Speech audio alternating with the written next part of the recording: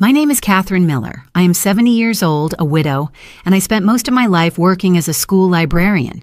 For decades, my life was about quiet routines, books, family, and the little house my husband and I built together. That home, worth $600,000 today, was our pride, our safety, the place where memories clung to the walls like old photographs. I never imagined that place would become the center of a nightmare. It began on what I thought was just another ordinary day. My doctor's office smelled of antiseptic and lavender, the way it always did. Dr. Levinson had been my physician for years, a calm man with steady hands and a gentle way of speaking. I went in for a routine checkup, something I had done countless times. My results were fine. Better than fine, he said. My heart strong, blood pressure steady. He smiled, but that smile didn't reach his eyes. I noticed his hands tremble slightly when he adjusted his glasses. I tried to catch his gaze, but he avoided me. That was strange. Howard, as I called him privately, had always looked people directly in the eye, especially when delivering news. When I rose from the chair and picked up my handbag, his voice lowered to almost a whisper. "Family isn't always what it seems," he muttered. Then, in a movement so quick I almost missed it, he slipped a folded note into my bag. His fingers brushed mine, cool and urgent. I froze. "What was that?" I asked, but he only shook his head. "Take care, Catherine," he said louder, returning to his professional tone, as though nothing unusual had just happened. It wasn't until I stepped outside into the crisp air of the parking lot that I dared to pull the paper from my bag. My breath caught in my throat. In uneven handwriting, the words read, "Don't go home, run." For a long moment I stood there, unable to move, the words pounding in my head like a drum. My first thought was that it had to be some terrible mistake. My family had their flaws, but they were still my family. Michael, my adopted son, had lived under my roof since he was a boy. Clara, his wife, sometimes seemed too calculating, but she had built a life with him. Sophie, my granddaughter, had her teenage coldness, yet she was still blood in my eyes. Why would my doctor warn me against them? But the urgency in his writing, the trembling in his hands, the way his voice had cracked, it wasn't a mistake. Something was wrong. Terribly wrong. That night, the truth began to reveal itself. I came home later than usual, clutching the note in my hand like a secret I was almost afraid to read again.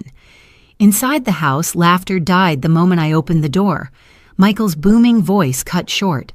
Clara, standing near the kitchen counter, quickly folded a stack of papers and slid them behind her back. Sophie, sitting at the table, forced a smile and said, "Hi, Grandma. I hope you live a long life." But her voice was flat, and her eyes, so much like Michael's, looked past me rather than into me. Something in the room felt off, like stepping into a stage play where everyone forgot their lines. The note burned in my pocket as I climbed the stairs later that evening. My heart hammered against my ribs. Why had he told me to run? Why tonight? I would soon learn the answer. Hidden behind the walls of my own house, I overheard whispers that sliced through me. Michael's voice, low and urgent, saying the words, "power of attorney." Clara's sharper tone, "Once it's in our hands, we can sell the house. 600,000, Michael. We can start over." And then Sophie's chilling addition, "I don't care how you do it. I need that money for college now." The note had saved me. Dr. Levinson had known. He had given me a chance to escape before they pushed me into a cage I would never get out of. If you are listening to me now, you might think this is the kind of story that only happens in movies or books, but it isn't. Families can break in ways you never expect. I nearly lost not just my home, but my freedom, my dignity, and even my life. And I will tell you exactly how it all unfolded, piece by piece, because my silence almost cost me everything. Before I go further, let me say this. If you've ever felt cornered or dismissed, if you've ever been told you were worth less than the life you built, stay with me. My story might just remind you that it's never too late to stand up. And if you believe in justice, in the quiet strength of someone who refuses to give up, then I ask you to stay with me to the very end. Because the night I discovered why my $600,000 house was in danger was the night I understood the people I trusted most were planning to destroy me, and I was not about to let them. When I stepped through the front door that evening, the house felt strangely quiet, like the air had thickened. I had lived in this place for more than 40 years, yet in that moment, I felt like an intruder in my own home.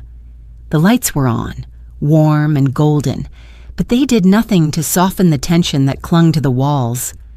Michael's voice trailed off mid-sentence as I entered the living room. He had been speaking quickly, his tone clipped, but now he sat back in the armchair with an expression that shifted too fast from intensity to forced calm. Clara, standing near the dining table, pressed a stack of papers against her side and angled her body so I couldn't see what they were. Sophie's phone buzzed in her hand, and she quickly turned it face down on the table before looking up at me. "Mom," Michael said with exaggerated warmth, rising to give me a kiss on the cheek. His stubble scraped my skin, and I caught a faint smell of whiskey on his breath. "You're back." "How was the doctor?" "Routine," I replied, slipping my handbag onto the chair near the door. My heart pounded, the note in my pocket still folded tightly, its words etched into me. Nothing unusual.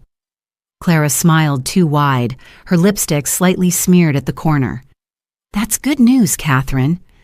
We were just chatting about family things, planning Sophie's semester." She slid the papers further behind her back as if I hadn't noticed. Sophie spoke up, her voice light but brittle. "I told Grandma I hope she lives a long life today." She let out a little laugh, though it didn't sound genuine. "Didn't I, Mom?" Clara chuckled, but her eyes never left me. "Yes, she did." Such a sweet thing to say. It was anything but sweet. The words landed cold, like a thin blade pressing against my ribs. Sophie rarely spoke to me directly these days, and when she did, her tone carried a distance that stung more than silence. I tried to act natural, lowering myself onto the sofa. "That's kind of you, Sophie," I said softly, though I studied her face. Her eyes darted to her father, then to the papers her mother clutched. She quickly looked away. Michael leaned forward, resting his elbows on his knees. "Mom, you've been alone a lot lately," he said with mock concern. "Maybe it's time you let us help more with your day-to-day responsibilities. We could lighten your load, take care of bills, that sort of thing." Clara's very organized. My throat tightened, but I forced myself to smile faintly. "I've been managing fine, Michael. I always have." Clara's lips pressed together in a thin line. "But it's not about managing, Catherine. It's about making things easier. You've done enough. You shouldn't have to worry about paperwork or finances at your age. Leave those things to us." Her words were smooth, but the way she held on to those hidden papers told me this was more than kindness.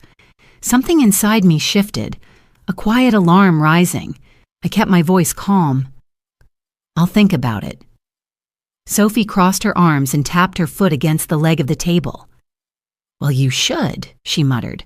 "Grandma, you forget things sometimes." "Dad says it's normal, but I think you need help. What if you forget something important?"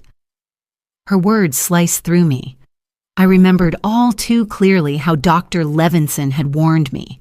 Family isn't always what it seems. Sophie was parroting the very excuse they would use against me.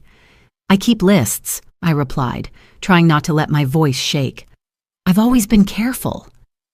Michael leaned back, his smile returning. "Of course you are, Mom. You've always been the strongest woman I know." He said it as though he were complimenting me, but the quick glance he exchanged with Clara betrayed something else.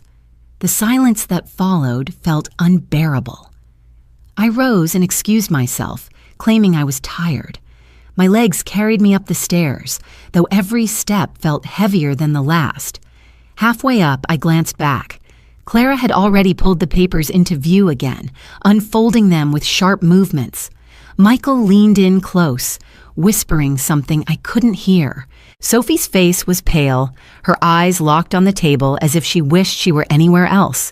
In my room, I closed the door and pressed my back against it, breathing hard. Their smiles, their words of concern, their pretense of care, it was all a performance, and I was the uninvited audience. The note in my pocket seemed to glow with truth. My doctor hadn't been mistaken. I walked slowly to the window and looked out into the night. The garden Richard and I had planted years ago stretched out in quiet beauty, roses swaying in the faint breeze.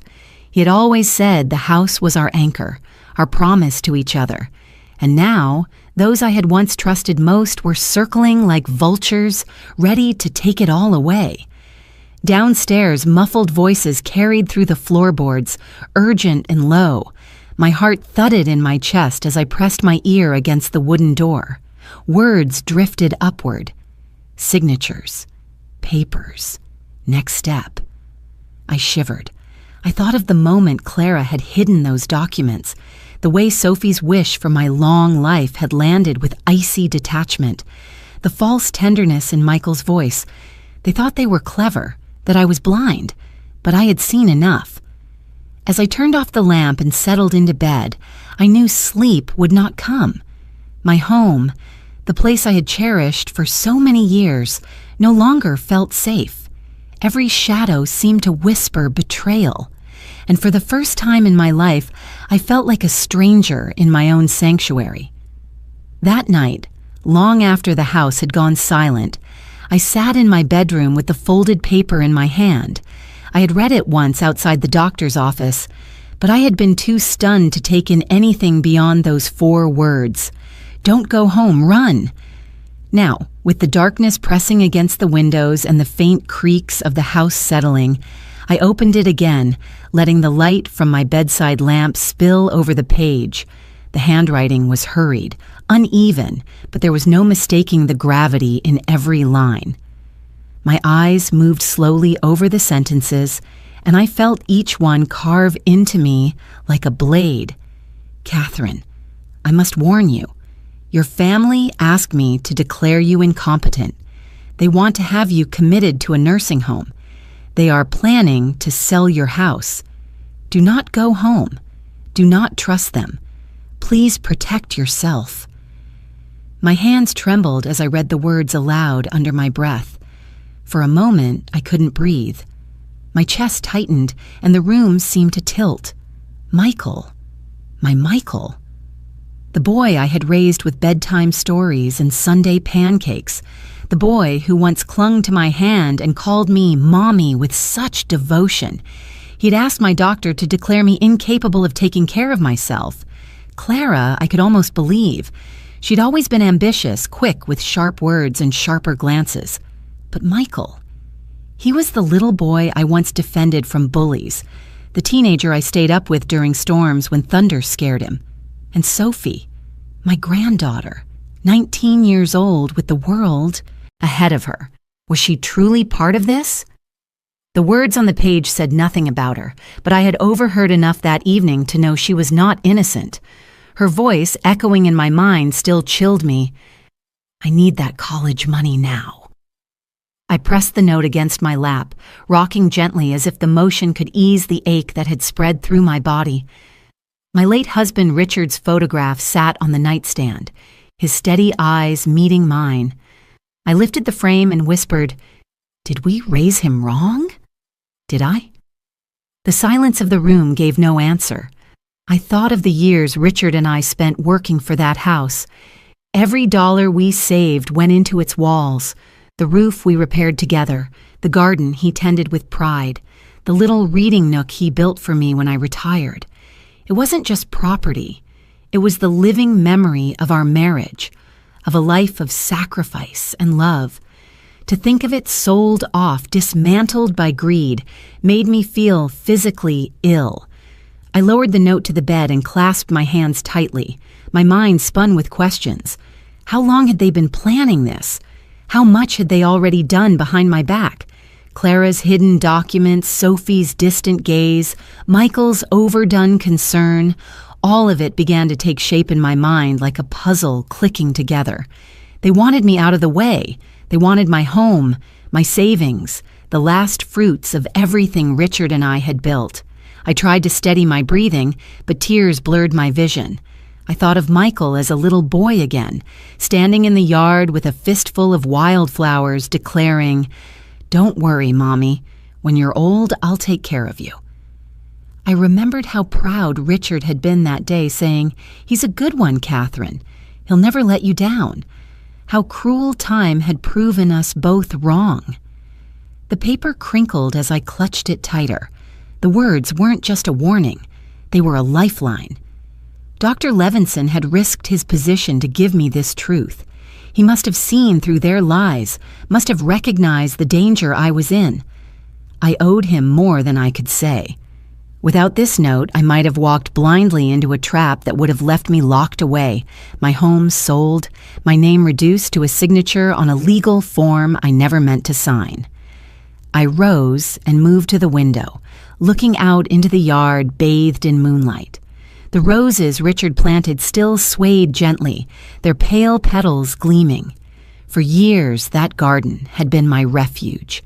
Tonight, it felt like the only part of the house that hadn't betrayed me. I touched the cold glass, pressing the note against it. "They won't take this from me," I whispered, though I wasn't sure if I believed it yet. Behind me, the floorboards creaked faintly. My heart jumped. I quickly folded the note and slid it into the lining of my handbag, hiding it where I prayed no one would think to look. I turned off the lamp and climbed into bed, pulling the covers tight around me. But I did not sleep.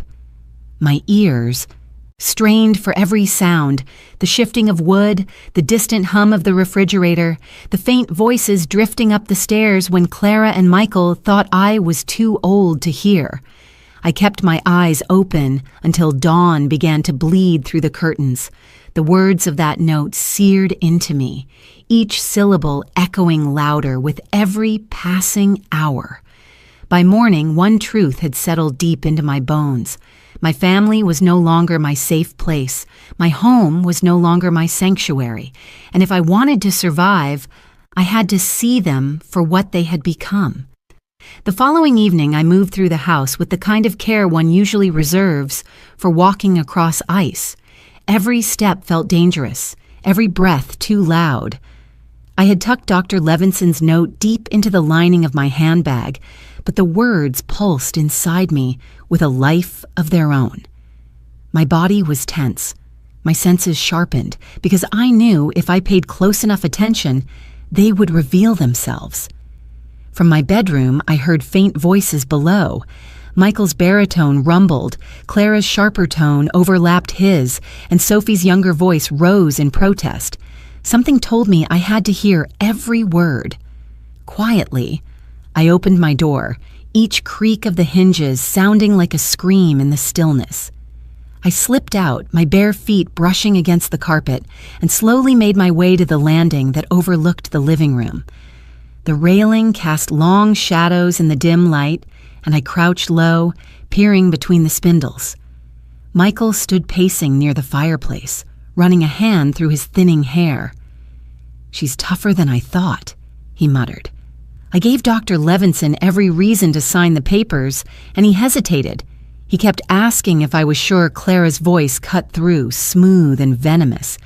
"You should have pushed harder." "We need this finished. That house is worth $600,000. Do you realize what we could do with that money? We're drowning, Michael. The debts won't wait." Michael slammed his fist against the mantel, and I flinched at the sound. "Don't talk to me about debts." "I know exactly how deep we're in. 80,000. That's the number. Do you think I don't feel it breathing down my neck every second?" Sophie's voice was sharper than I expected. "I don't care about your debts, Dad. I care about college. You promised me tuition would be ready by fall. Everyone at school thinks Grandma's losing her mind anyway. I already told them she has Alzheimer's. They believed me, and I borrowed money off it. Now I need the real thing." Her words pierced me deeper than any blade. My knees weakened, and I had to grip the railing to steady myself. My own granddaughter had used my name, my health, as a lie to gain sympathy and money. The girl I once sang lullabies to had turned my existence into a bargaining chip. Clara leaned toward her daughter, her voice lowering but still audible. "Patience, Sophie. We're almost there. Once we get power of attorney, everything is ours. But your grandmother is stubborn. We may have to speed things up." Michael stopped pacing and turned, his face twisted in frustration. "Speed things up how?" Clara shrugged, but there was a glint in her eye. "She's old. She forgets things. If she forgets a little more, if the wrong pill gets swapped here or there, no one would question it. People decline fast at her age. All it takes is a push." Sophie's expression was uncertain, but she didn't object. "Just make sure it happens before tuition's due." "I can't wait." My stomach churned and bile rose in my throat. I pressed a hand against my mouth to keep from gasping out loud. They were planning to poison me, to manipulate my medicine until my mind slipped or my body failed. They wanted me not just gone, but destroyed. Michael lowered his head into his hands. "I can't believe we're talking about this." Clara's reply was swift. "Believe it, because this is survival. Do you want loan sharks knocking on our door? Do you want Sophie dropping out because we can't pay? Or do you want a fresh start, debt-free, with $600,000 in our hands?" There was silence for a moment, broken only by the sound of Sophie's fingers tapping nervously against the table. Finally, Michael exhaled. "Fine. But it has to look natural. No suspicions." "Of course," Clara said smoothly. "Leave it to me."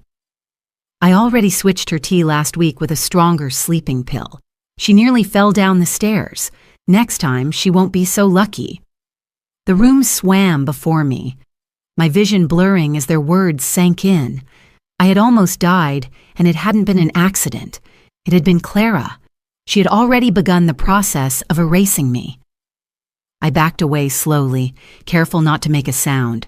My breath came shallow, my heart pounding so hard I feared they could hear it. I returned to my bedroom, closing the door silently and pressing my back against it. My legs gave way, and I slid to the floor, trembling.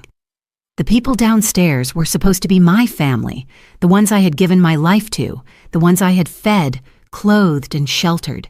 Yet they spoke of me as though I were an obstacle, a problem to solve, a sum of money to cash in. Their voices still echoed in my ears. Clara's cold logic, Michael's desperation, Sophie's demand. I curled my arms around myself, trying to breathe through the storm in my chest. For the first time, I truly understood the danger I was in. They weren't waiting for me to decline naturally. They were pushing me toward that decline. And if I didn't find a way to protect myself, they would succeed. As the house settled into silence again, I sat in the darkness with the note from Dr. Levinson clutched to my chest. He had known. He had seen what I hadn't wanted to believe. My family wasn't just planning to take my house. They were planning to erase me. And now I knew I had to act before they did. I sat on the floor of my bedroom with my back pressed to the door, the sound of their voices still clawing at my ears, even though the house had fallen silent again. My body trembled as though I were a child caught in a storm, yet I was 70 years old. I had lived through hardship, through loss, through the slow fading of my husband into memory. But nothing had prepared me for the kind of betrayal that seeps into your bones when it comes from those you once loved most. The note lay crumpled in my lap, the ink smudged from the sweat of my hands. I thought of Michael's voice downstairs, the same voice that once shouted with glee when he ran into my arms as a boy. I remembered his little feet pounding the hardwood floor, his hair messy from the wind, his cheeks flushed.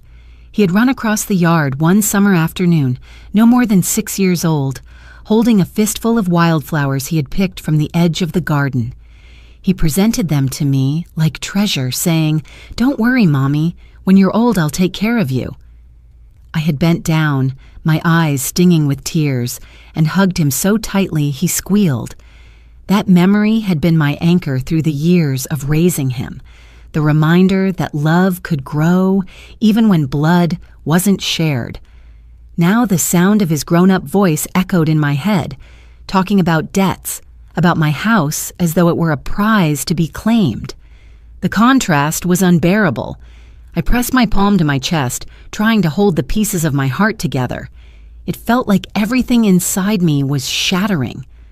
I rose slowly, my knees stiff, and moved to the dresser where Richard's photograph rested. My husband had been gone for 12 years, yet his eyes in that picture seemed alive, steady, comforting. I picked up the frame and whispered to him as I often did when the loneliness grew heavy. "Richard, what would you say if you could see us now? What would you think of the boy we gave everything to?" My voice cracked, and I set the frame against my heart, clutching it as though the glass could carry warmth. The room blurred with tears. I sank into the chair by the window and let the memories wash over me. I saw Richard in the backyard, his hands rough from years of work, planting roses for me because he knew they were my favorite. I saw Michael as a teenager, tall and awkward, sitting with Richard on the porch steps, listening to his stories about perseverance and integrity. Richard had believed in him so fiercely. He used to say, "Catherine, this boy will make us proud. He'll stand by you when I'm gone." How wrong we had been. The ache in my chest deepened as another memory surfaced. It was Christmas Eve many years ago when money was tight and we could barely afford gifts.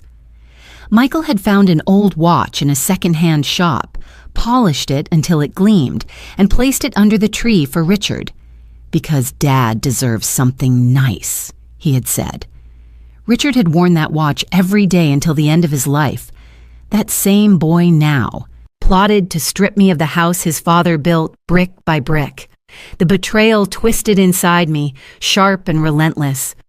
I thought of Sophie, too, my granddaughter, who once curled up in my lap while I read her bedtime stories. She used to fall asleep with her tiny hand resting against my arm. The girl who once clung to me for comfort had grown into someone who could spread lies about my mind unraveling, all for the sake of money. I felt as though a cold hand had gripped my heart. For a long time, I sat in silence, staring at the shadows shifting across the floor.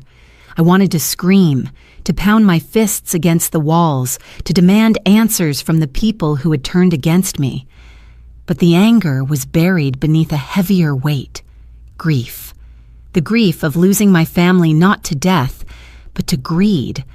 The grief of realizing that the love I had poured into them was not enough to save them from themselves. I wiped my tears and whispered to Richard's photo again. "You built this home for us. You told me it would keep me safe, but now it feels like a prison. They're planning to poison me, to erase me, to take everything we worked for. And I don't know if I'm strong enough." My words dissolved into the night air, and the silence gave no reply. Yet beneath the grief, something stirred. It was faint, but it was there. A flicker of the same strength that carried me through burying my husband and learning to live alone. I thought of the garden, of Richard's roses still blooming. I thought of the promise I had once made to him, that I would protect what we built together. The betrayal hurt, but it also hardened me. They thought I was frail, too weak to resist. They thought I would crumble quietly. I pressed the photo back onto the dresser and wiped my face. My heart was still breaking, but within the cracks, a resolve was forming. I would not let Michael and Clara write the end of my story. I would not let Sophie's lies define who I was. They could take my trust, but they would not take my dignity without a fight. As I lay down at last, exhaustion heavy on my body, I closed my eyes and held Richard's memory close. The pain of betrayal was raw, but in that pain, a promise grew stronger. They would not destroy me. I would make sure of it. The next morning, I woke with a heaviness in my body, though I knew it wasn't from age alone. My sleep had been restless, haunted by the words I overheard the night before. I lingered in bed longer than usual, listening for sounds in the house. The clink of dishes drifted up from the kitchen, followed by Clara's voice humming faintly, too cheerful, too practiced. I forced myself to rise, straighten the quilt, and prepare for another day in a home that no longer felt like mine. When I came downstairs, the smell of tea already filled the air. Clara stood by the stove with her back to me, a porcelain teapot steaming gently in her hand. She turned quickly when she heard me, her smile blooming as if she had been waiting. "Good morning, Catherine. You must be tired after yesterday. I thought I'd make you something warm." The teacups were already arranged on the table, neat and symmetrical. My chest tightened as I recalled her voice whispering about the wrong pill, about a push. I pulled my sweater tighter around me and sat cautiously at the table. Clara poured the amber liquid into my cup, the steam curling upward. Michael appeared a moment later, his shirt wrinkled, his eyes slightly bloodshot. "Morning, Mom," he said, his tone too light. "Clara's taking good care of you." I managed a thin smile and lifted the cup to my lips. Though I didn't drink, the warmth of the porcelain seeped into my fingers. I pretended to blow on the surface, watching Clara closely. Her eyes followed the movement of the cup, her own hand brushing the papers she had stacked nearby. Sophie came in, earbuds dangling from her ears, her gaze sliding over me. "You should drink it, Grandma," she said flatly. "It'll help you relax." "You've seemed off lately." Her words echoed too closely to the lie she had already told her friends. I set the cup back down. "I'll drink in a minute," I said, steadying my voice. "It's still too hot." Clara's smile didn't falter, but I saw the faintest twitch in her jaw. "Of course. Take your time." She turned to busy herself with the sink, though her movements were too quick, too rehearsed. Michael shuffled through the papers, muttering about bills, about overdue notices. He avoided my eyes, but his voice carried an edge of frustration. "We can't keep waiting, Clara." "Something has to give." "I know," she answered softly, glancing over her shoulder at me. "It's only a matter of time." The tea sat before me, its surface trembling slightly, as if it, too, carried my fear. My heart pounded, but I forced myself to act normal. I lifted the cup again, touching it to my lips without drinking, then set it back down. "I think I'll have some toast first," I said, pushing the cup slightly away. Sophie rolled her eyes. "You're always stalling." She grabbed her backpack and left the room, muttering something I couldn't catch. I rose and moved toward the stairs, claiming I had forgotten my reading glasses. My legs shook as I climbed, but I kept my steps even. Once in my room, I leaned against the door, gasping for air. The image of Clara slipping something into my drink haunted me. The warning in their whispered conversation the night before had not been idle. They were already carrying it out. I thought of Richard, of the roses he planted, of the promise I had made to protect what we built. My hand clenched the railing as I resolved to stay alert. But when I returned downstairs, Clara met me with the cup again. "You should drink before it cools," she said, her tone sweet but her eyes sharp. I forced myself to take a sip, the liquid bitterer than usual with an aftertaste I couldn't place. My stomach clenched, and I set the cup down quickly.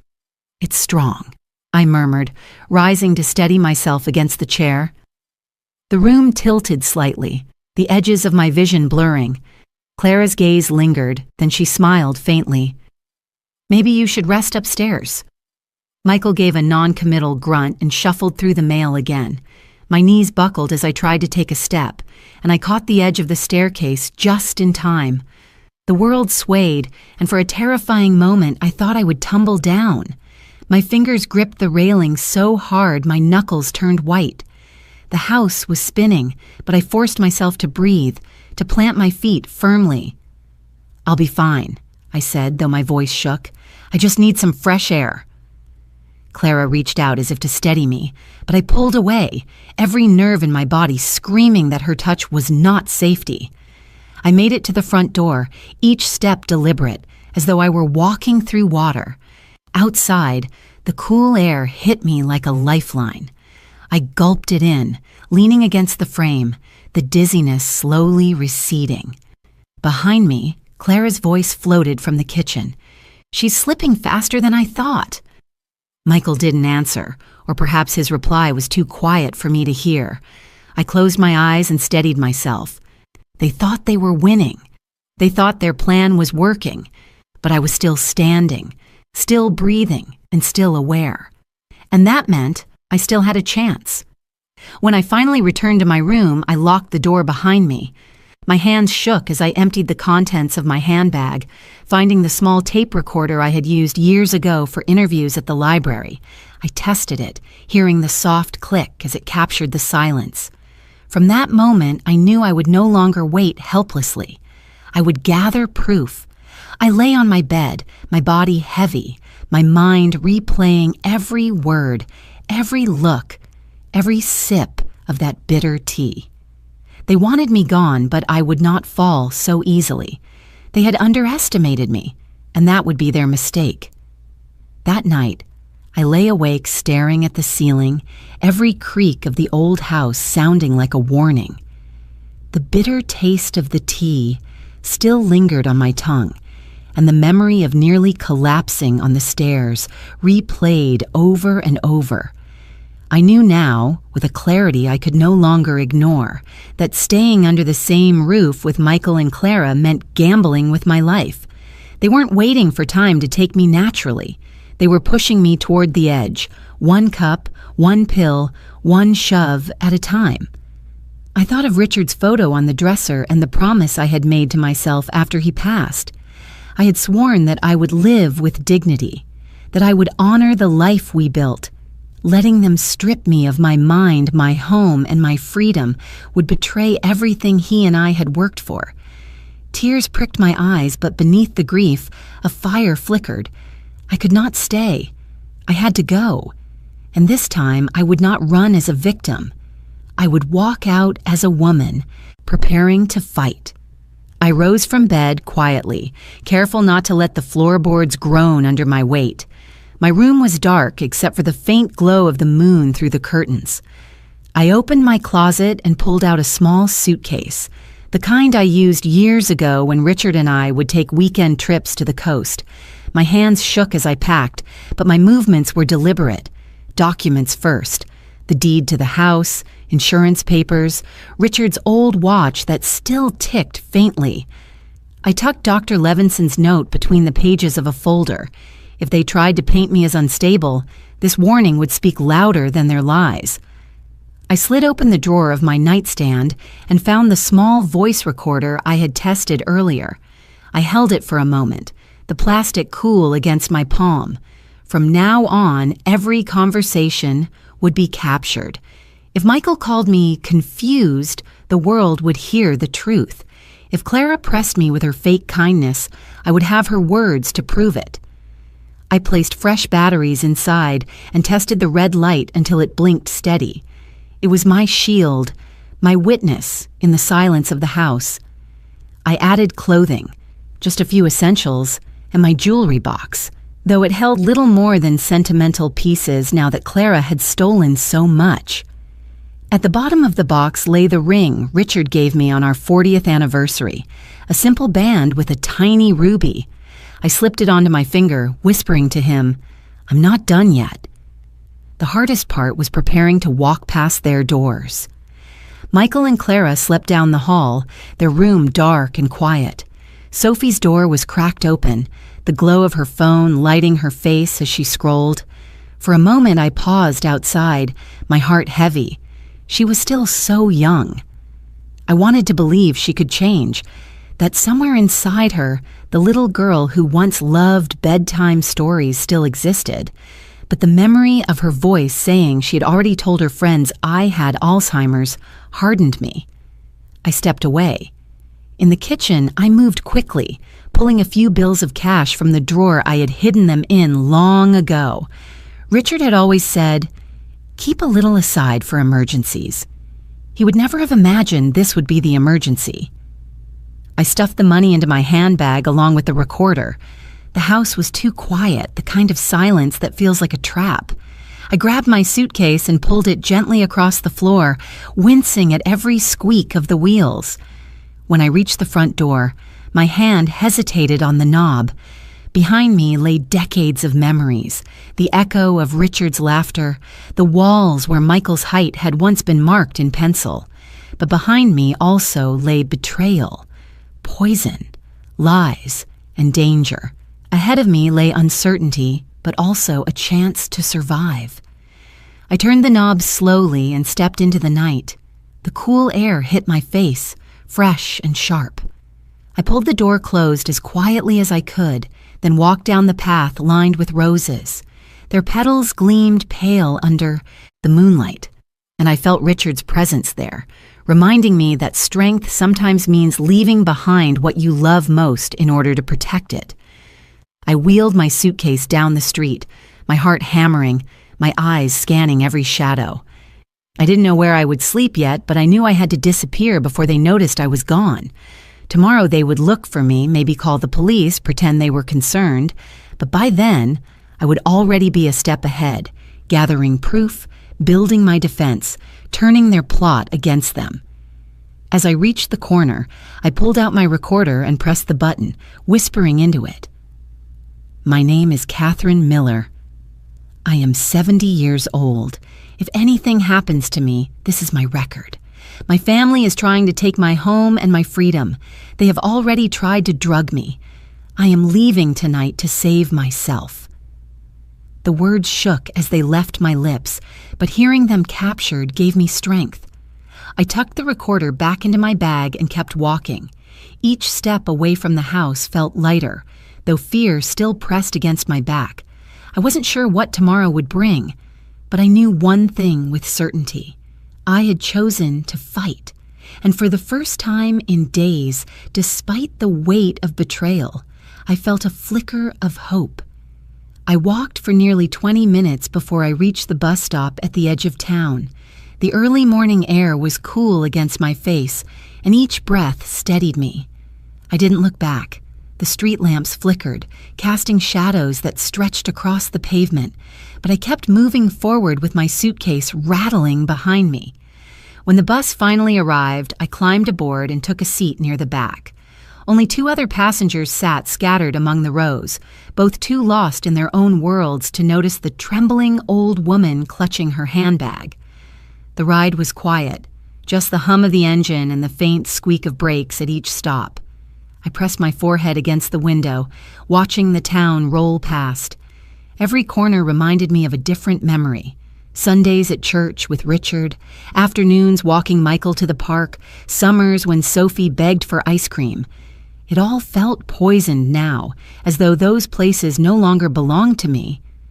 By the time we reached the small strip of hotels near the highway, my decision was firm. I wasn't going back. I chose a modest inn with peeling paint and a buzzing neon sign that read, "Vacancy." The man at the front desk hardly looked at me as I signed the register, my handwriting shaky from exhaustion. He slid the key across the counter without a word, and I climbed the narrow stairs to a room on the 2nd floor. It smelled faintly of bleach and cigarette smoke, but it was mine. I locked the door, pulled the curtains shut, and sank onto the bed. For the first time in days, I exhaled without fear of someone listening outside my door. Sleep claimed me in fits and starts, but by late morning I was awake again, hungry and anxious. I dug into my handbag for the envelope of cash I had hidden away years earlier. Richard's voice came back to me, reminding me why we saved it. "For emergencies, Catherine. You never know what tomorrow brings." I could almost hear him say it with that half smile he always wore when he wanted to soften a serious moment. Well, tomorrow had come. With the money in hand, I walked 2 blocks to the bank where I'd done business for decades. Patricia Gomez was behind the counter, her dark hair pulled back neatly, her expression brisk but kind. She looked up and greeted me by name, as she always had. "Mrs. Miller, what brings you in today?" "I need to withdraw some cash," I said softly, leaning closer, "and I need to check my accounts." Something doesn't feel right. Patricia tapped at her keyboard, her brow furrowing. "Do you know about this new credit card?" she asked. My heart skipped. "What credit card?" She turned the monitor slightly toward me, lowering her voice. "There was an account opened under your name last month. It's nearly maxed out." I felt my knees weaken, and I gripped the counter to steady myself. "That's impossible." I didn't open any new account. Patricia's eyes narrowed. "I thought it was odd. The signature didn't look like yours, but everything checked out on paper. It must have been someone close enough to know your details." Clara's face flashed before me instantly, the way she hid papers behind her back, the cold smile she wore as she poured my tea. "It was my daughter-in-law," I whispered, more to myself than to Patricia. "She's been stealing from me." Patricia's expression softened. She lowered her voice even further. "Do you want me to print the records? Transactions? Dates? Everything?" "Yes," I said, my voice firm for the first time that day. I need it all.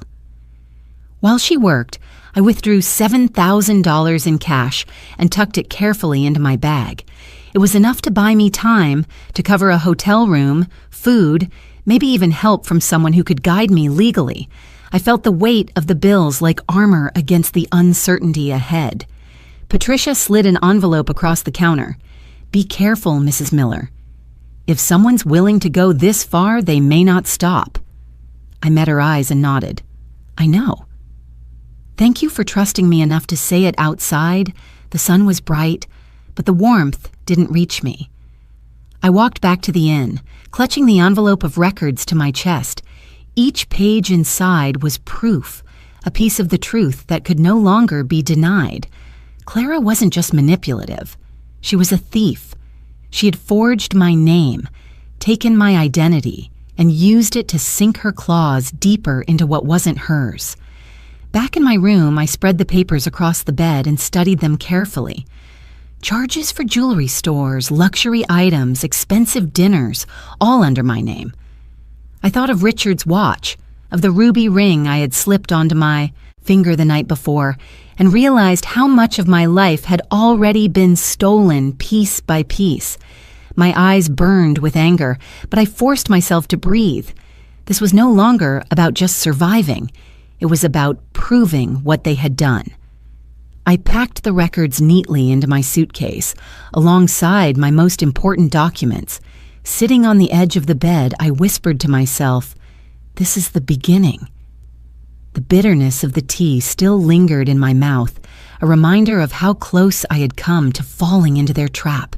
But here, in this modest room, I felt the faintest thread of control return.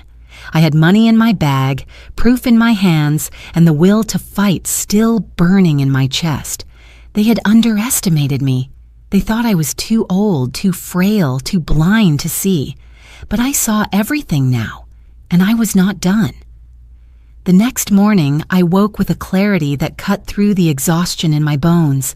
I had the papers Patricia gave me spread out on the small desk in the corner of the inn's room, each one shouting the truth I could no longer deny.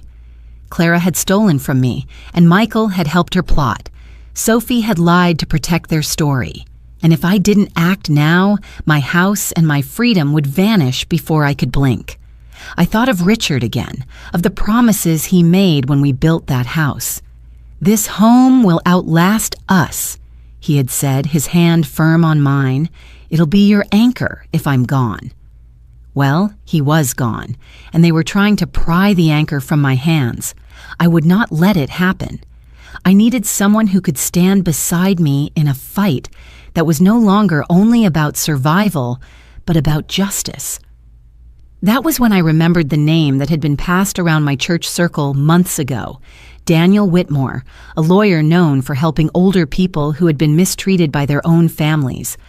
I found his number in a directory and dialed from the phone in my room. My fingers shook as I pressed the buttons, but my voice was steady when he answered. "Mr. Whitmore? My name is Catherine Miller. I need help." There was a pause, then a calm, measured reply. "Mrs. Miller, can you come to my office today? The sooner I understand your situation, the better." An hour later, I was standing in front of a modest brick building downtown with a brass plaque that read, "Whitmore and Associates, Elder Law." I clutched my folder of evidence like a shield as I walked in. The receptionist looked up, and when I gave my name, she led me into an office lined with shelves of heavy books. Daniel Whitmore stood as I entered. He was in his early 50s, tall with a kind but serious face, and his handshake was firm without being overpowering. "Mrs. Miller," he said, gesturing for me to sit, "tell me everything from the beginning." So I did. I told him about Dr. Levinson slipping the note into my bag, about Michael and Clara whispering about my house, about Sophie lying to her friends that I had Alzheimer's. I told him about the bitter tea, about nearly falling down the stairs, about the bank records Patricia had given me. My voice shook sometimes, but I didn't stop. I laid the papers out on his desk like a trail of breadcrumbs leading to the truth. Daniel listened without interrupting, his eyes steady, his pen moving across a yellow pad in quick strokes. When I finished, he leaned back in his chair, exhaled slowly, and said, "Mrs. Miller, what you're describing is elder abuse, financial fraud, and conspiracy. It is serious, and it is criminal." Hearing the words spoken aloud made my heart pound. I had known it deep down, but to hear a lawyer say it without hesitation gave me both fear and strength. "I'm scared," I admitted. "They think I'm too old, too weak to fight them. But I won't just hand them everything Richard and I built. I need to stop them before it's too late." Daniel leaned forward, his tone resolute. "You're stronger than you think, and you're not alone anymore. From this moment on, you have me in your corner.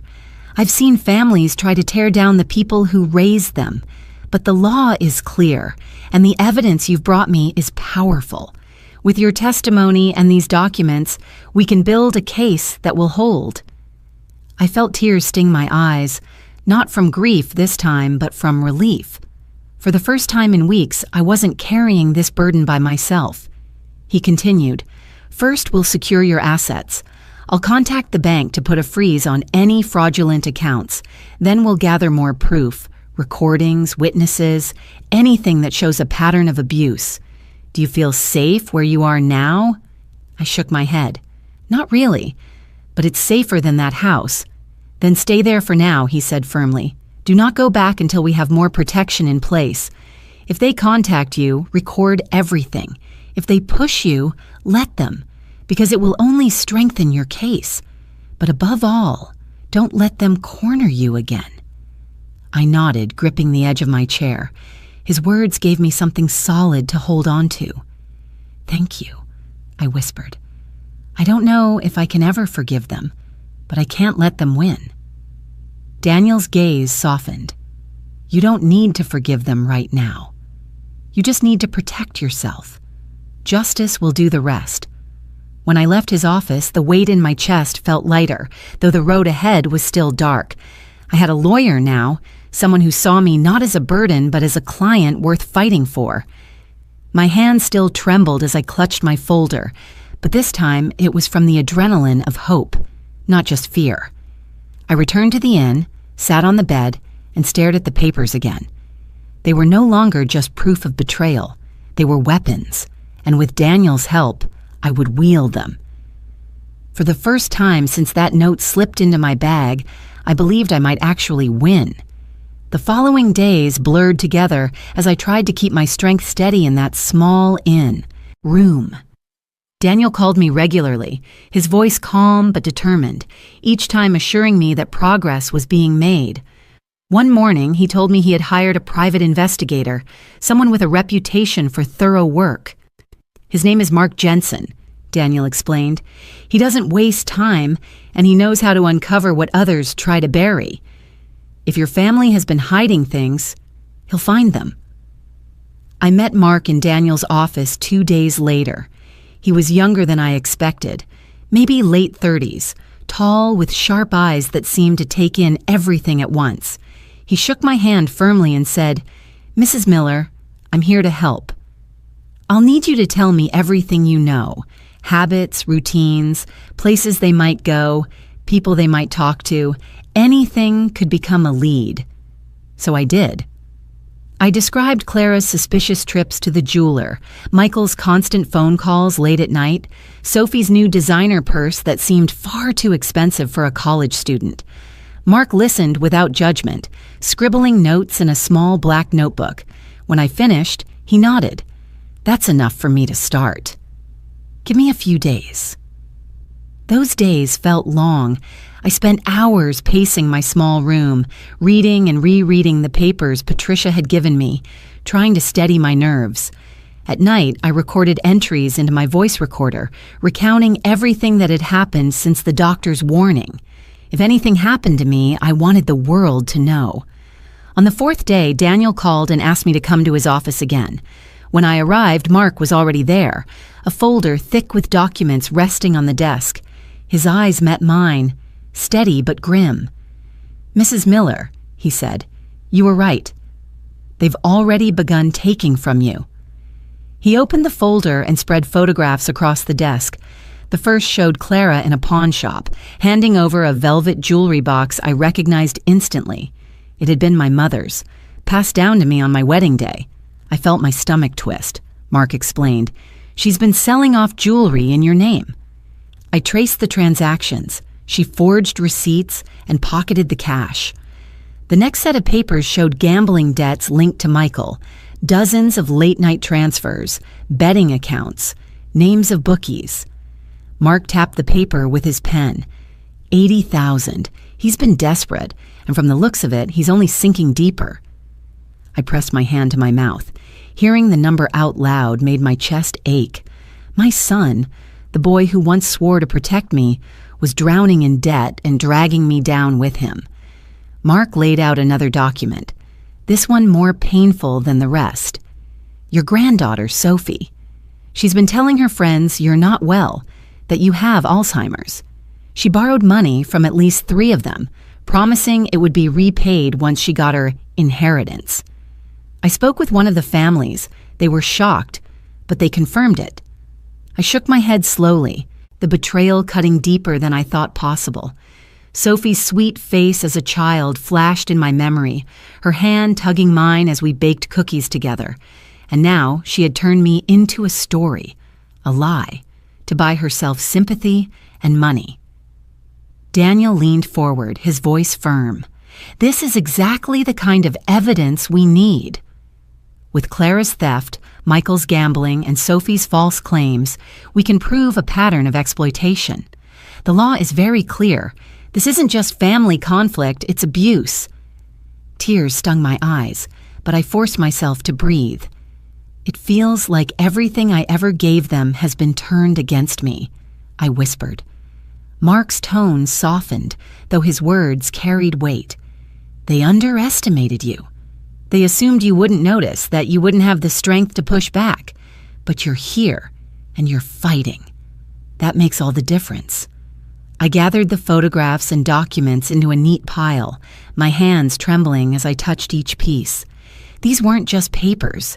They were proof of how far the people I had loved had fallen. Proof that I hadn't been imagining things. Proof that I was still in control of my own story. Daniel placed a reassuring hand on mine. "This gives us leverage. They can't gaslight you anymore. We'll keep building. We'll bring this into the light. But I need you to stay safe, Catherine.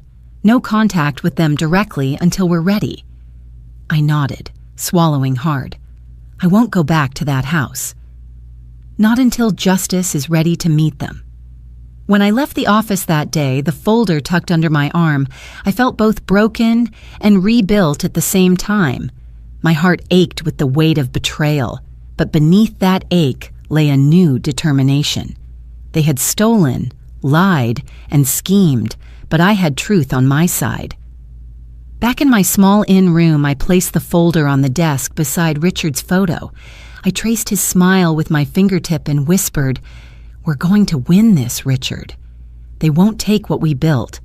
That night, for the first time in weeks, I slept with the faint comfort of knowing I wasn't alone. Daniel and Mark were with me, and the truth was beginning to shine through the darkness. I was sitting at the desk in my small inn room when the phone buzzed beside me. The number flashing across the screen made my chest tighten. It was Michael. For a moment, I considered letting it ring, but something inside me told me to answer. I reached for my recorder, pressed the red button, and then lifted the phone slowly to my ear. "Mom," his voice came, smooth at first, too smooth. "Where are you?" "We've been worried sick." I closed my eyes, forcing myself to steady my breathing. Worried sick? That's interesting, considering what I heard in my own house. There was a pause, long enough that I knew he was choosing his next words carefully. "You must have misunderstood. You're not yourself lately, Mom. You've been confused." The words landed exactly as I expected. They wanted to frame me as unstable. I clenched my hand around the phone, but I kept my tone calm. "Confused, am I? Then explain why Clara opened a credit card in my name. Explain why my jewelry has been pawned. Explain why Sophie told her friends I have Alzheimer's." His breath caught audibly. "Where did you hear that?" "I don't need to explain where. I have proof, Michael. Documents, recordings, witnesses. Do you still want to call me confused?" His voice hardened. "Mom, you don't understand how much pressure we're under. I made mistakes, yes, but everything we've done is for the family, for Sophie's future. You should be grateful we're trying to handle things." "Grateful?" My voice shook now, not from weakness, but from fury. "You would poison me in my own kitchen and expect gratitude? You would sell the house your father built and call it family duty?" "Mom, stop exaggerating," he said quickly, his voice rising. "Clara just wants what's best. Maybe she pushed too far, but we were only trying to protect you. You can't manage on your own anymore. We need to step in." I let out a hollow laugh. "Protect me? By drugging me until I stumble down the stairs? By forging my name? By plotting to lock me away in a nursing home while you pocket $600,000? That's not protection. That's betrayal." His tone shifted again, trying for gentle, but slipping into impatience. "You sound paranoid, Mom. It breaks my heart to hear you like this. Come home and we'll talk. We can fix this if you just trust us." I almost dropped the phone, the hypocrisy so thick it made me sick. "Trust you? After everything? Michael, I trusted you the day I took you into my home as a child. I trusted you every night I made dinner for you, every birthday I scraped together gifts when money was tight. I trusted you when you promised you'd take care of me in old age. That trust is gone, and you're the one who broke it." For a moment, silence stretched between us. Then his voice came low, sharp like a blade. "If you go to anyone with this, Mom, you'll regret it. Families don't survive when dirty laundry gets aired in public." I tightened my grip on the phone, letting his words sear into the recorder. "You've already destroyed this family. And the only one who should regret anything is you." I hung up before he could reply. My hands shook so badly I had to set the phone down quickly. The recorder's red light blinked steadily on the desk, proof that every word had been captured. I sank into the chair, pressing my palms to my eyes. My body trembled, but I knew I had done the right thing. The conversation was damning. It showed his manipulation, his threats, his attempt to gaslight me into doubting myself. For years, I had been the quiet one, the peacemaker, the woman who smoothed over conflicts with calm words. But there was no smoothing this over. They had made their choice. and so had I. When the shaking eased, I picked up the recorder and played the conversation back, listening carefully. Michael's voice filled the room, his feigned concern, his slips into anger, his veiled threat at the end. Each word was another stone in the foundation of my case. I thought of Daniel's steady assurance, Mark's photographs, Patricia's records. Piece by piece, the truth was building into something undeniable. I whispered aloud, as if Richard were there to hear me. They think they can break me. But I will not bend. That evening, I wrote everything down in my notebook, transcribing Michael's words so there could be no doubt. Then I locked the recorder and papers in my suitcase, checked the door twice, and finally allowed myself to rest. I knew the fight was far from over. Michael and Clara wouldn't stop just because I had confronted them. If anything, they would become more desperate, more dangerous. But I no longer felt cornered. With each piece of evidence, with each recorded word, I was stepping into strength I hadn't known I still carried. The betrayal still cut deep, but alongside it was something new. Resolve. They could lie, they could threaten, they could call me confused, but I had the truth, and I had no intention of keeping it hidden. 2 days after Michael's phone call, I received a message from Patricia at the bank. Her voice was steady but urgent as she asked me to come in.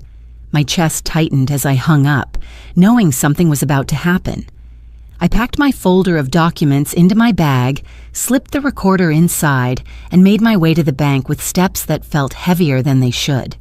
The lobby was quiet when I arrived, the hum of the air conditioning filling the space. Patricia met me near the entrance, her expression serious. She motioned for me to follow her into a side office. Once the door closed, she leaned in. "Mrs. Miller, I thought you should know before it happens. Your daughter-in-law is here right now. She's trying to withdraw a large sum from one of the accounts in your name." My stomach turned, but my voice came steady. "Is it the fake account?" Patricia nodded. "Yes. She came with documents, but I flagged them. They don't look right. I can't stop her alone. I need you to be present. Are you ready for this?" I gripped the strap of my handbag until my knuckles whitened. Yes, I've been waiting for this moment. Patricia led me back into the lobby. Clara stood at the counter, her hair perfectly styled, her nails tapping against the edge of the desk as she handed over a folder to the teller. She wore an expensive jacket I recognized from a high-end boutique, one I knew she could never afford on her own. Her head turned just slightly when she sensed someone behind her. When her eyes met mine, they widened for a fraction of a second before she masked it with a smile. "Catherine," she said, feigning surprise. What a coincidence. I stepped forward slowly, my heart pounding, but my voice was calm. "Not a coincidence, Clara. This is exactly where I needed to be." The teller glanced between us nervously. Patricia came forward, addressing Clara with professional firmness. "Mrs. Miller, before we proceed with this transaction, we'll need to verify the documents you've provided. And since the account is in Catherine Miller's name, it's best that she be here." Clara's smile faltered. She flipped the folder shut quickly, pressing it against her chest. "This is just routine. I'm helping my mother-in-law with her finances. She forgets things sometimes, so I handle the paperwork." I stepped closer, my gaze locked on hers. "Is that what you told them? That I'm too forgetful to manage my own money?" My voice was louder now, carrying across the marble floor of the lobby. Heads began to turn. Customers waiting in line glanced over, whispering to each other. Clara's lips tightened, but she forced another smile. "Catherine, let's not make a scene. You know how stressful things have been lately." I reached into my bag and pulled out the envelope Patricia had given me days before.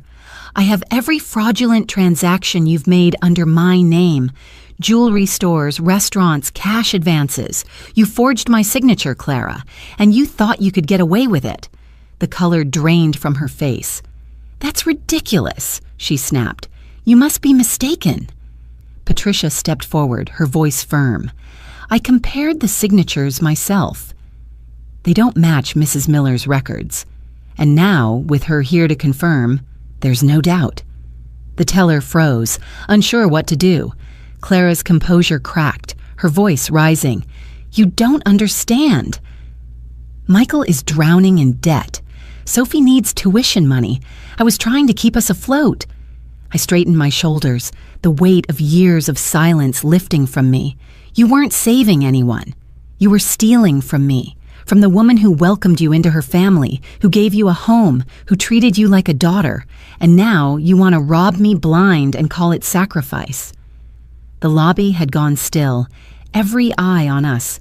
Clara's cheeks flushed red, and she sputtered, trying to regain control.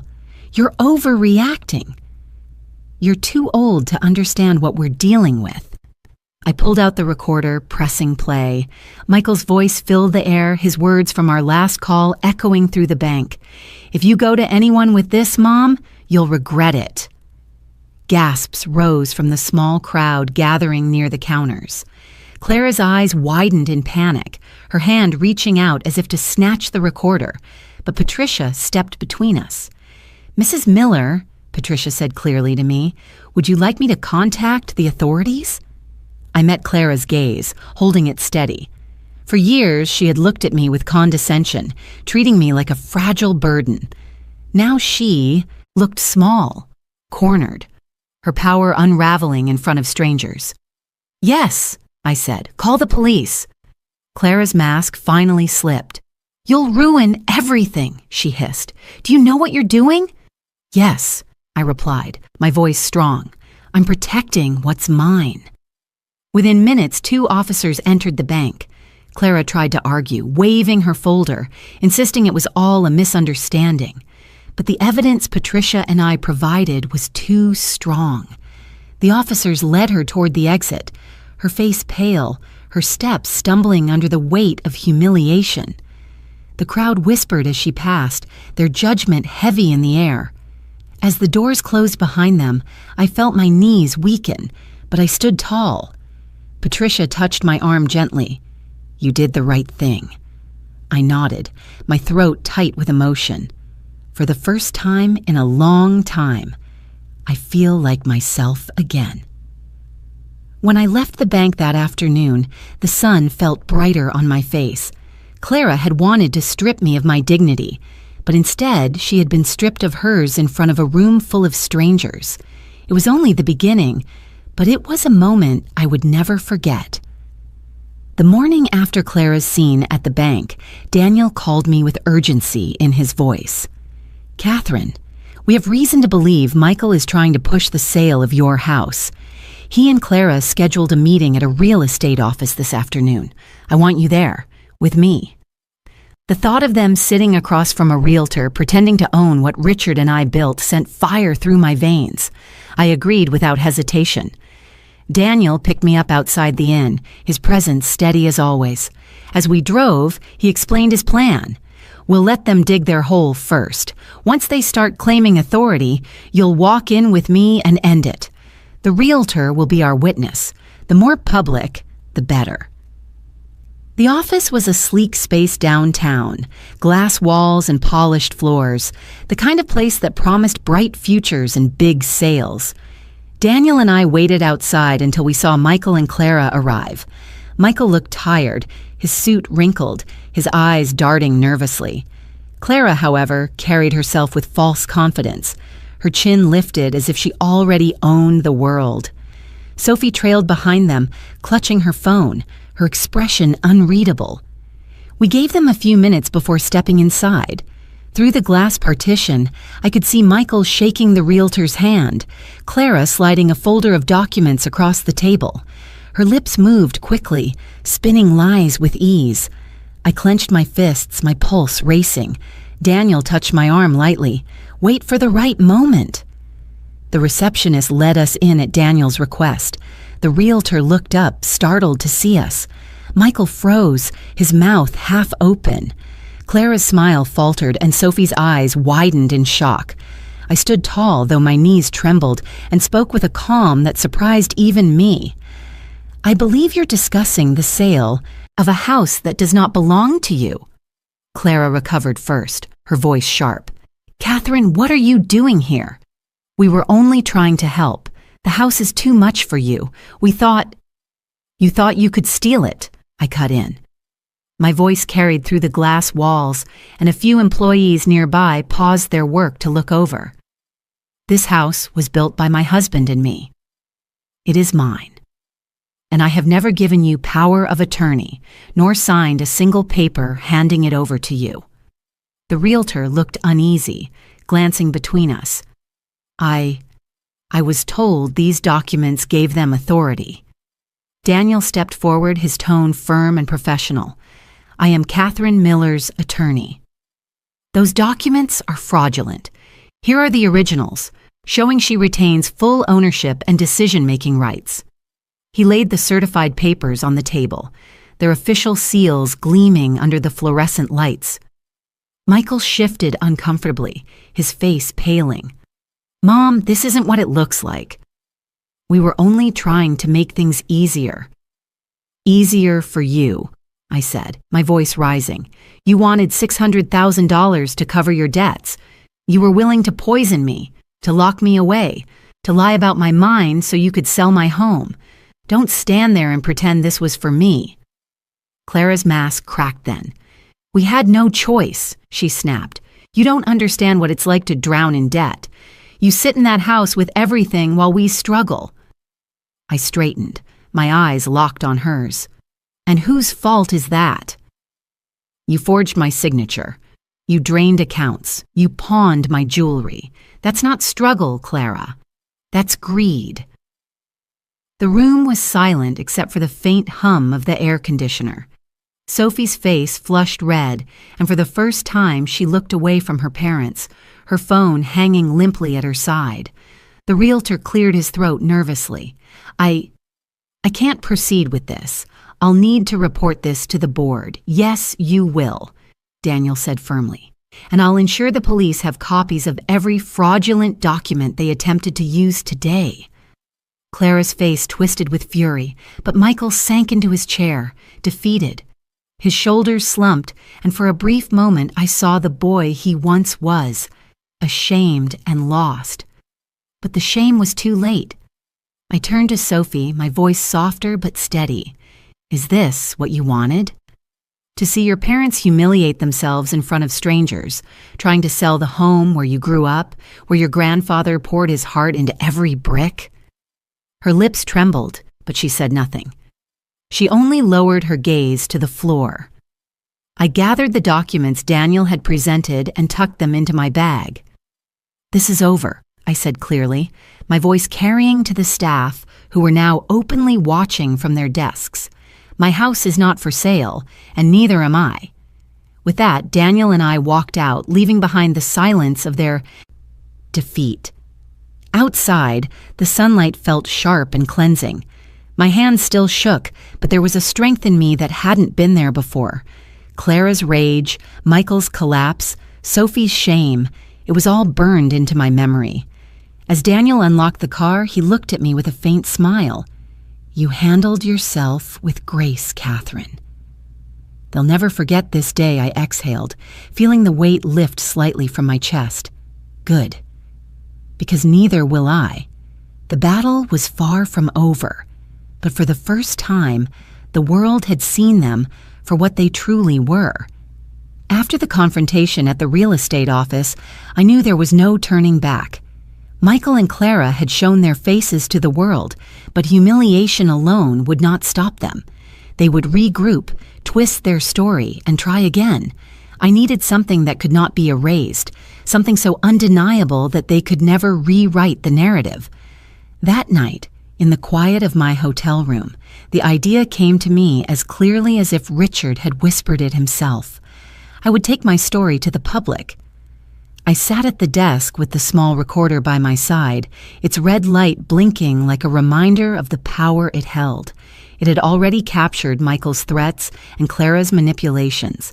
Combined with Patricia's records and Mark's photographs, the truth was written in stone. But papers and recordings could be hidden in court filings, buried under arguments and delays. What my family feared most wasn't the law. It was exposure. If I brought their betrayal into the light for everyone to see, they would have nowhere left to hide. The thought both terrified and steadied me. I was 70 years old, not someone who knew how to navigate online platforms or build audiences. But I didn't need to be an expert. I needed only to speak the truth, raw and unshaken, and let people hear it directly from me. The next morning, I met Patricia again at the bank. She greeted me warmly, squeezing my hand. "You look stronger today," she said. "I have to be," I replied. "Patricia, I need your help with something unusual. I want to speak out publicly. Do you know anyone who can guide me through setting up a live stream?" Her eyes widened, then softened with understanding. "I do. My cousin works in communications. He's always showing me how people use these platforms. I'll connect you two." By that evening, I was sitting in a quiet office space Patricia had arranged. Her cousin, a young man named Javier, walked me through the basics with patience. "It's simple," he explained. "We'll set up an account. You just click here to go live. People will see and hear you in real time. Once you finish, the video stays online. Anyone can replay it." I stared at the screen, nerves twisting in my stomach. "And people will believe me?" Javier leaned back, his expression firm. "People believe honesty. If you speak from the heart, if you show them your proof, they'll listen. Trust me.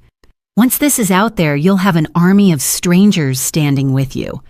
Patricia touched my shoulder gently. "Let the world hear you, Catherine. You've carried this pain alone for too long."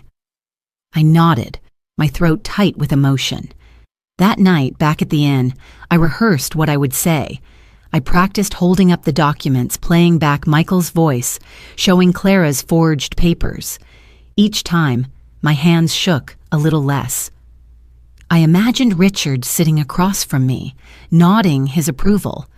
The following day, Daniel stopped by to check on me.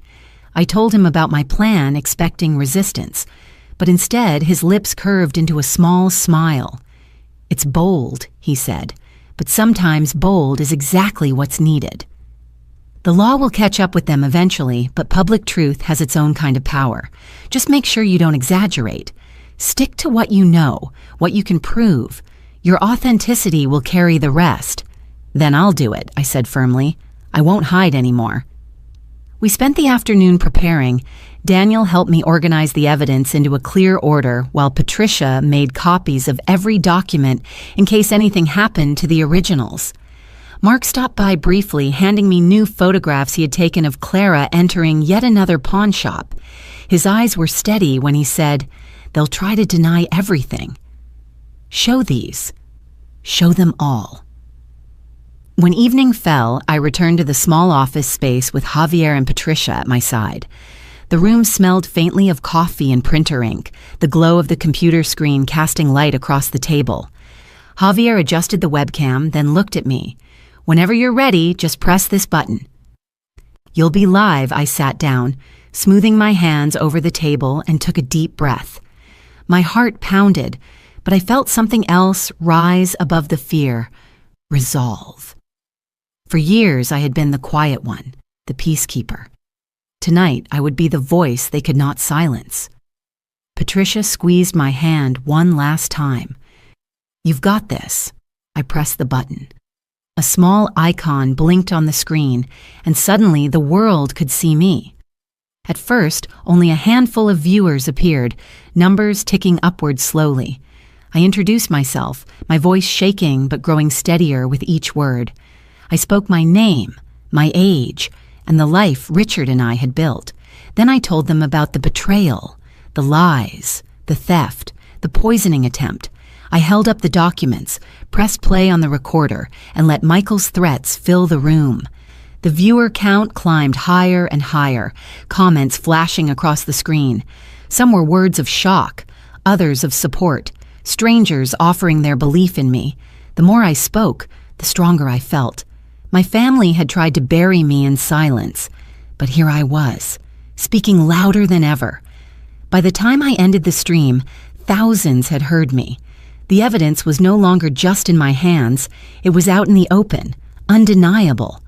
I sat back, tears streaming down my face, and whispered to myself, "Richard, I did it. They can't hide anymore."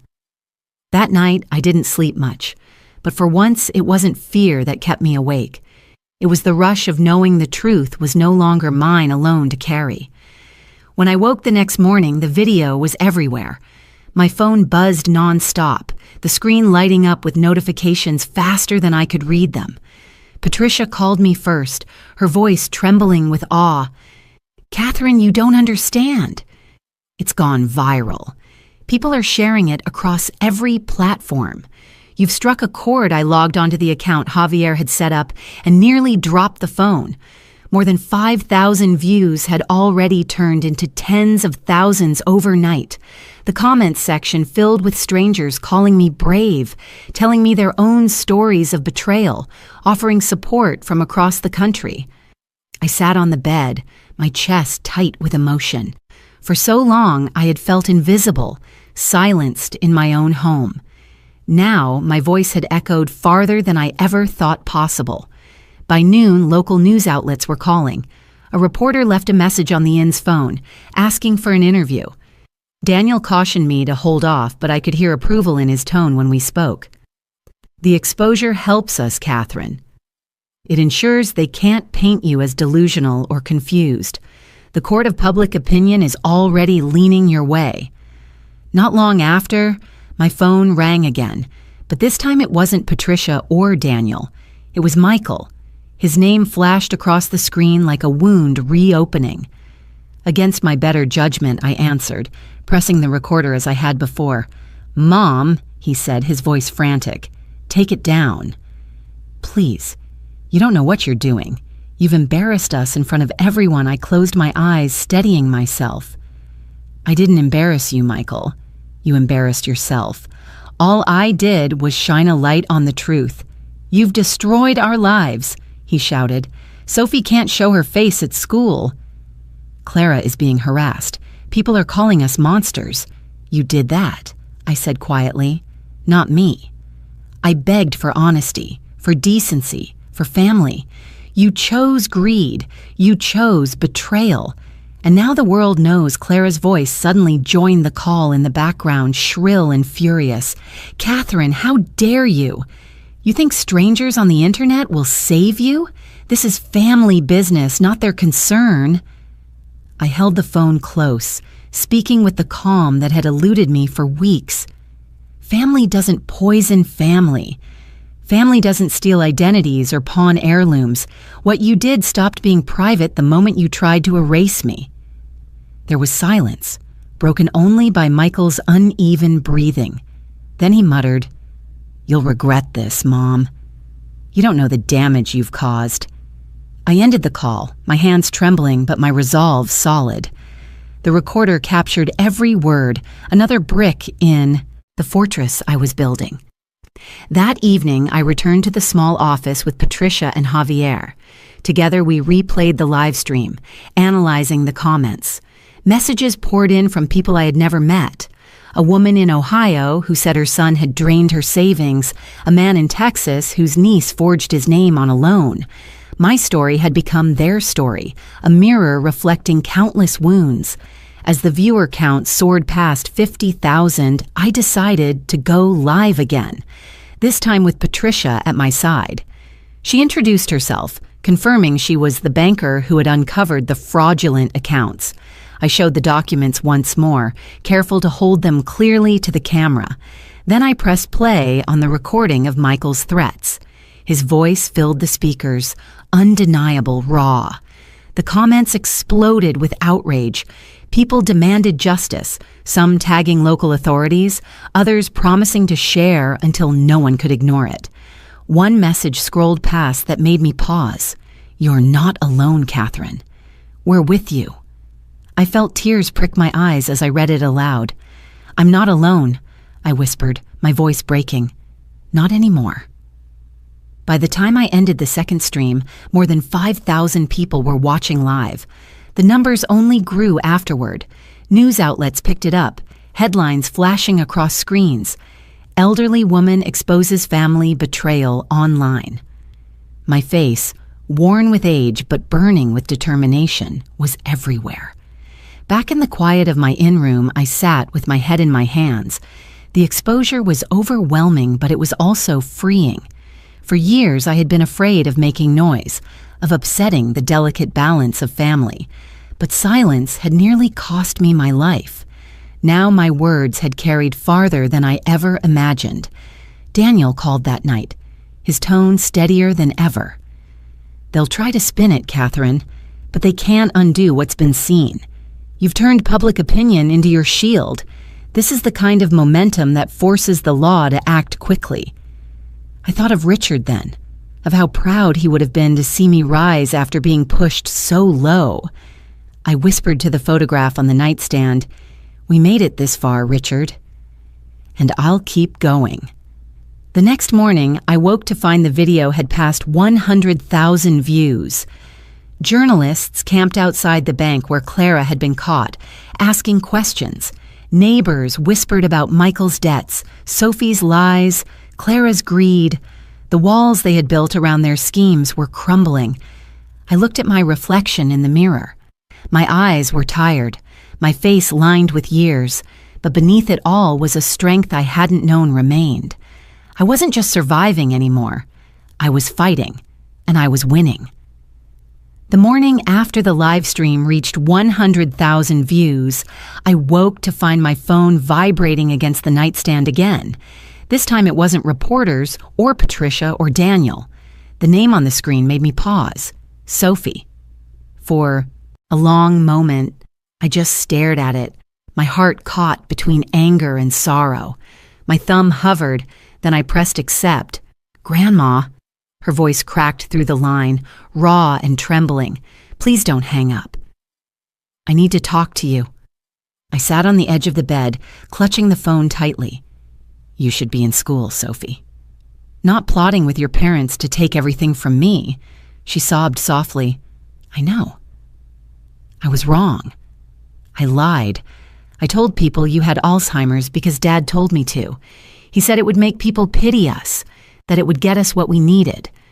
But I hate myself for it. Everyone knows now. My friends stop speaking to me. Even my professors look at me differently. I can't live with it anymore." Her words poured out, uneven and desperate. I stayed silent, letting her speak. After a moment, she said, "I watched your live stream. All of it. I heard Dad threatening you. I saw the papers, the recordings. I can't pretend anymore. I don't want to be like them. I don't want to lose you." I pressed my free hand against my chest, trying to steady the ache there. "Do you understand what you did to me, Sophie? You made me out to be crazy, weak, a shell of myself. Do you know how that feels?" "Yes," she whispered, "because now people look at me like I'm the liar I am. And I deserve it, but I want to make it right. Please, Grandma, let me. I'll testify. I'll tell everyone what they made me do." The room was quiet except for the sound of her crying.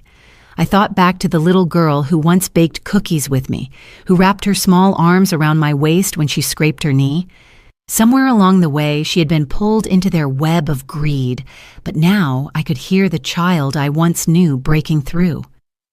"If you mean this," I said finally, "then don't just tell me. Show the world. Stand with me in the light the way you once stood with them in the dark." "I will," she said quickly. "Just tell me what to do." Later that week, Daniel arranged for Sophie to meet us at his office. She looked smaller than I remembered, her shoulders hunched as if the weight of shame pressed them down. She wouldn't meet my eyes at first, but when Daniel asked her to speak, she lifted her chin and confessed in full. She described how her parents coached her to spread lies, how Clara had rehearsed lines for her to use if anyone questioned her. She admitted to borrowing money under false pretenses and promised to pay it back. When she finished, her voice cracked again. "I betrayed you, Grandma. But I want to be better. I want people to know the truth, even if they hate me for it." I looked at her for a long time, my heart torn in two. Betrayal doesn't vanish with words, but in her eyes I saw something her parents no longer had: remorse. That was enough to give me hope. I reached across the table, taking her trembling hand in mine. You can't erase what you've done, but you can choose who you'll be from this day on. If you stand by me in court, if you tell the truth, you'll begin to make amends. Tears rolled down her cheeks as she nodded. I promise. The day of the hearing arrived, and the courtroom was packed. Reporters lined the back, cameras flashing as we entered. I sat with Daniel on one side, Sophie beside me, her hands folded tightly in her lap. Across the aisle, Michael and Clara avoided looking at us, their lawyer whispering furiously in their ears. When it was Sophie's turn to take the stand, she rose with trembling legs but a steady voice. She faced the jury and spoke clearly, every word cutting through the room. I lied about my grandmother. I told people she was sick, that she couldn't remember things because my parents told me to. They wanted me to discredit her so they could take her house and her money. I went along with it, and I regret it more than anything I've ever done. Her voice broke then, but she forced herself to continue. I betrayed the only person who ever loved me unconditionally. And I'm here now to tell the truth, no matter what happens to me. The silence in the courtroom was absolute. Even the judge leaned forward, his expression softened. As Sophie stepped down from the stand, she glanced at me, tears streaking her cheeks. I reached out and squeezed her hand as she passed, whispering, I'm proud of you for finally being brave. That moment didn't erase the pain, but it gave me a glimpse of healing. Sophie had chosen a different path, and for the first time in months, I felt the faint stirrings of hope that our family wasn't entirely lost. The day of the final hearing dawned gray and heavy, as if the sky itself understood the weight of what was about to happen. I stood outside the courthouse with Daniel by my side, clutching my folder of documents as though they were armor. Reporters gathered on the steps, calling out my name, cameras flashing. For a moment I felt small under the attention, but then I reminded myself that this was not about spectacle. This was about justice. I lifted my chin and walked forward. Inside, the courtroom buzzed with quiet tension. Michael and Clara sat at the defense table, their lawyer whispering furiously in their ears. Michael looked worn, his suit ill-fitting, his hair disheveled. Clara wore a mask of defiance, but I could see the fear behind her eyes. Sophie sat beside me on the other side of the aisle, her hands folded tightly in her lap, her face pale but determined. The judge entered, and the room rose to its feet. When we sat again, the prosecutor began to lay out the case. Piece by piece, they presented the evidence Mark had uncovered. Clara at the pawn shop, Michael's gambling debts, the forged credit card accounts. They played the recording of Michael's voice, his threat clear and sharp. If you go to anyone with this, Mom, you'll regret it. Gasps rippled through the courtroom. Then came Patricia, calm and professional as she testified about the fraudulent account opened under my name. She described how she had flagged the signature, how Clara had tried to withdraw money, and how the evidence matched perfectly with the charges. The jury watched closely, nodding as she spoke. Mark followed, presenting photographs, receipts, and bank statements. His voice was steady as he explained each piece, connecting the threads until the web of lies was undeniable. He spoke not with malice, but with clarity, letting the facts stand on their own. Finally, it was Sophie's turn. My heart pounded as she walked to the stand, her small frame trembling, but her eyes shining with resolve. She swore her oath, then spoke in a voice that carried through every corner of the room. She admitted the lies, the manipulation, the way her parents had pressured her to discredit me. I betrayed my grandmother, she said, tears running down her cheeks, but I will not betray her again. Everything she has said is true. They wanted her out of the way so they could take the house and the money. I was part of it, but I stand here now to make it right. The courtroom was silent. Even the judge's expression softened as he watched her. Michael buried his face in his hands, while Clara glared at her daughter with venom in her eyes. But Sophie didn't falter. She returned to her seat beside me, and I squeezed her hand, whispering, "I'm proud of you." When the defense attempted to argue, their words rang hollow. They tried to paint me as confused, unstable, too old to manage my affairs. But the live stream had already reached hundreds of thousands, and the jury had seen me stand in front of them with clarity and strength. They had heard my voice, my recordings, and Sophie's confession. The lies could no longer hold. The prosecutor's closing statement was simple, yet powerful. This case is not about a woman who cannot manage her life. It is about a woman who managed to protect herself against the very people she should have been able to trust most. It is about greed, manipulation, and betrayal. And it is about the courage to fight back. The evidence speaks for itself. The jury left to deliberate. The room buzzed with whispers, every second stretching endlessly. I sat in silence, my hands folded tightly, my mind whispering Richard's name. I thought of the home we had built, the garden he had tended, the nights we had dreamed of growing old together. I thought of how close I had come to losing it all, and how far I had come to protect it. When the jury returned, the foreman stood. My heart hammered in my chest as he read the verdict.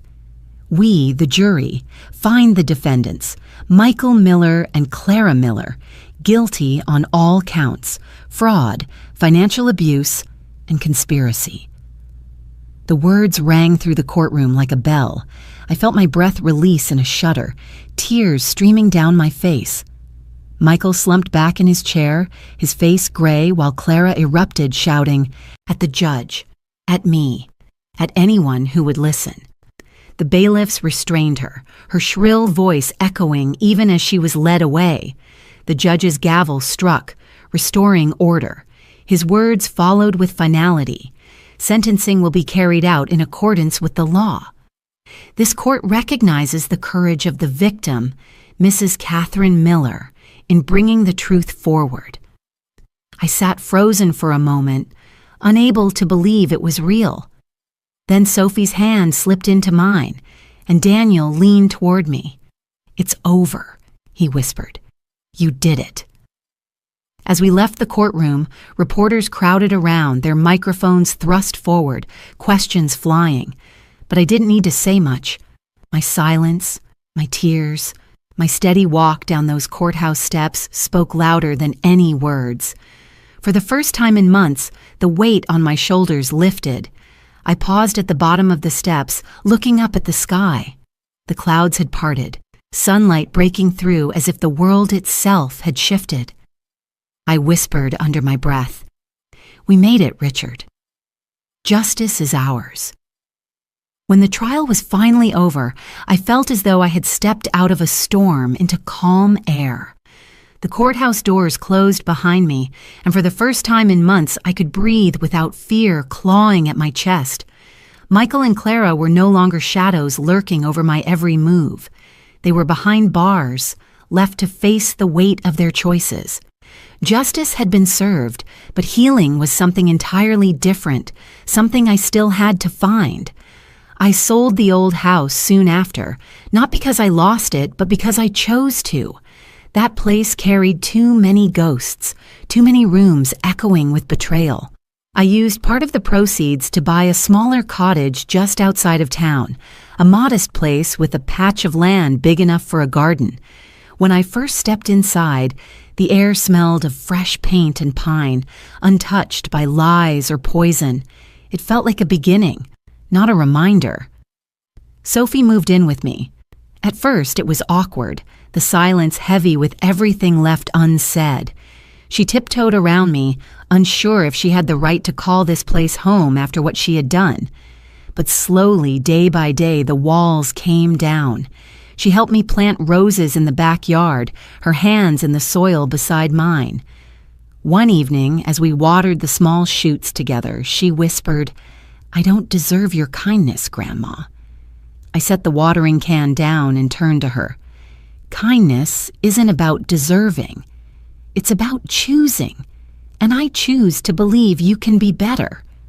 She cried then, throwing her arms around me, and I held her as tightly as I had when she was little. In that moment, I felt something mend inside me. Forgiveness didn't erase the pain, but it gave it purpose. Life settled into a rhythm. I started each morning in the garden, the sun warming my face as I pulled weeds or tended to the flowers. Sophie began her classes again, but this time in law. "I want to help people the way Daniel helped you," she said one night as we sat at the kitchen table.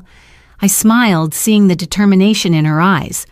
"Then you'll turn your mistake into someone else's salvation," I told her. I found my own purpose, too. With Daniel's encouragement, I began a small foundation using part of the money I had fought so hard to protect. We called it the Richard Miller Fund, in honor of the man who built the life they had tried to steal. Its mission was simple: to provide resources and legal aid for elderly people facing financial abuse. Each donation, each letter of gratitude from strangers who found strength in my story, became a stone in the path towards something bigger than me. The live streams had made me unexpectedly visible. Letters poured in from people across the country, sharing stories of their own betrayals, their own fights to be heard. Some wrote simply to say thank you, that hearing me stand up had given them the courage to do the same. I read every one, often with tears blurring the ink. Pain connected us, but so did resilience. One evening, as the sky turned gold over the garden, I sat with Richard's framed photograph on the porch. The flowers swayed in the breeze. Sophie's laughter drifted through the open window as she studied, and the world felt still. I whispered to him as if he could hear me. "We made it, Richard." They tried to break me, but I stood. I think you'd be proud. Sometimes the memories still came, sharp as glass. The bitter taste of tea laced with too much powder. Michael's voice telling me I was confused. Clara's cold eyes as she forged my name. But now, those memories didn't crush me. They reminded me of the strength I had found, the strength I never thought I still carried at 70 years old. Healing wasn't about forgetting. It was about planting new seeds in soil once poisoned, watching them grow toward the sun. It was about hearing Sophie laugh again, about watching her rebuild her future with honesty. It was about knowing that when I spoke, people listened. Not because I shouted, but because I spoke the truth. As I closed my eyes that evening, the scent of roses drifting through the air, I realized something I had never dared to believe before. It was never too late. Not too late to fight. Not too late to reclaim my dignity. Not too late to begin again. My life was different now, scarred but stronger, marked by both loss and triumph. And in that balance, I finally found peace. The past would always be part of me, but it no longer defined me. What defined me now was the choice to live, to love, and to leave behind more than pain. My story wasn't just survival. It was proof that even in the quietest voices, justice can roar.